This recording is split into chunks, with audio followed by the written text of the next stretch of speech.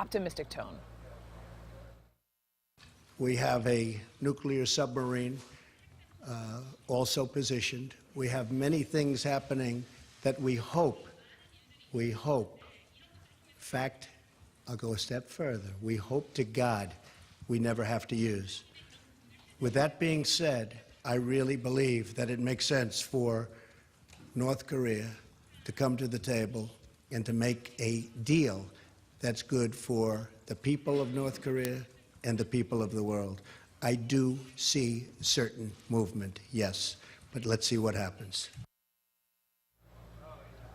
In just a couple of hours, President Trump will deliver a major speech there from South Korea, laying out how he wants to contain the North Korean nuclear threat and pressing other nations like China and Russia to tighten the screws on Pyongyang. So with me now, Bruce Klingner, former CIA Deputy Division Chief for Korea. He has spoken with North Korean officials as recently as this past June. So Bruce, always a pleasure. Welcome back. Thank you.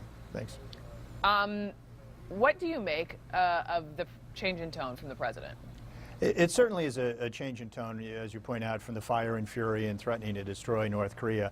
But we've had a number of conflicting signals from senior officials in the administration, some, including the president, signaling the U.S. may do a preventive attack to prevent North Korea from completing an ICBM, and also signaling to Secretary of State Tillerson not to bother with diplomacy.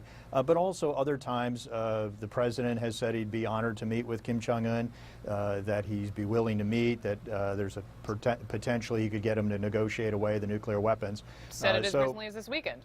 Right. So, we have had different signals, whether it's part of a strategy or sort of, a bit of confusion within the administration over signaling. We debate amongst ourselves. All right, so I'm hearing you, and we've talked about this, that the mixed messages is one way to put it, coming out of the administration on how to handle North Korea. Do you think, though, perhaps a reason why the tone change is because, I mean, listen, the president is out of the Washington bubble. He is standing in Korea, not too terribly far from the North.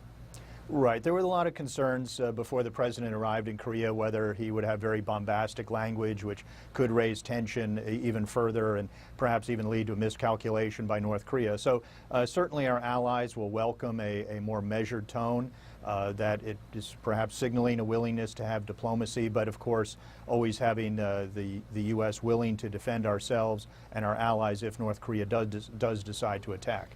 We know, so tonight in a couple of hours, it'll be Wednesday morning Seoul time. He speaks to the Korean National Assembly. What we're learning here at CNN about the speech, he's specifically going to put pressure on China and Russia to do more to isolate North Korea. We know that he is planning on this pull aside with Putin, an ally of North Korea, to help in confronting them.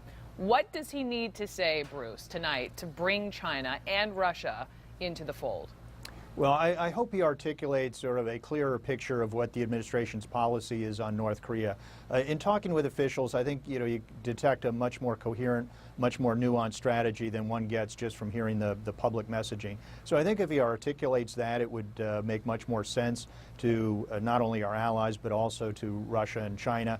Also, I think he needs to affirm that the U.S. support for our allies, we will defend them if North Korea does threaten to attack, but also just emphasize that the reason we are where we are is because of North Korea's repeated violations of UN resolutions and international law, its defiance of the international community, and that if China and Russia continue to hold back on pressuring, it's only going to encourage Pyongyang to go down the path toward the crisis that neither of those countries wants.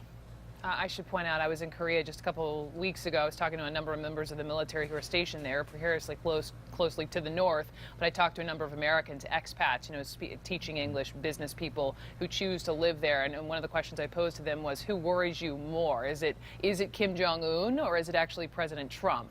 I'm going to leave you with the tease, but their answer was overwhelming. And that is coming up next hour from this piece from Seoul. Bruce, thank you so very much. Bruce Klingner for us. More on our breaking news. The gunman in this church shooting in Texas had escaped a mental health